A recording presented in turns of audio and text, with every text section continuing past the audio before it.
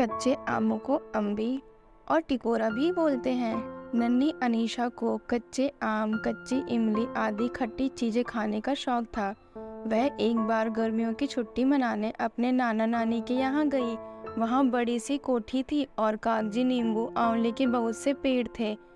वसंत का मौसम था, आमों पर बौर आने शुरू हो गए थे। कोयल कूकने लगी थी सब और बसंती सुषमा फैली हुई थी। नींबू के पेड़ में बहुत नींबू फरे हुए थे। इनके नन्हे सफेद फूलों की सुगंध भी चारों ओर फैल रही थी। अनीशा अपने से पीले पीले कागजी नींबू तोड़ती, फिर अपने सलाद में उनका रस डालती या ऐसे ही नींबू ले लेती। उसके घर के बगल में जो पड़ोसी की कोठी थी, उसमें पड़ोसी ने आम के पेड़ लगाए हुए थे।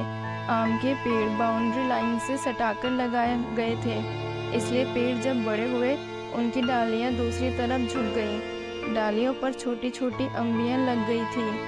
अम्बियां देखकर अनीशा ने उन्हें लेना चाहा। डाल इतना नीचे झुक गई थी कि अब वह हाथ बढ़ाकर उन्हें स्वयं तोड़ सकती थी। अनीशा ने जब अम्बी तोड़नी चाही तो उसे मना किया गया कि दूसरे का पेड़ है, उसकी अम्बी मत तोड़ो। इस पर अनीशा ने कहा, उनका पेड़ है तो उनकी डाली भी अपने घर में रखें, हमारे घर में अपना आधा पेड़ क्यों भेज दिया। धीरे धीरे सारा पेड़ अम्बिया से भर गया। शाखाएं और नीचे लटक आई। अम्बिया भी छोटी और बड़ी हो गईं। तेज हवा चलने पर टिकोरे स्वयं से झड़ जाते। अनीशा के मजे आ गए। बिना तोड़े ही अम्बियां उसकी कोठी में झड़ने लगी। सब अम्बियां बटोर ली। ताजी ताजी अम्बियों की खुशबू नासारंध्रों से भरने लगी। अनीशा की खुशी का तो ठिकाना नहीं था। उसने अम्बी का छिलका छुड़ाया, फांके करवाई, उसमें नमक लगाया और प्रेम से खाना शुरू किया। उसकी मनपसंद की चीज़ थी। अनीशा की मम्मी ने अनीशा के लिए कच्ची अम्बी की चटनी बनाई।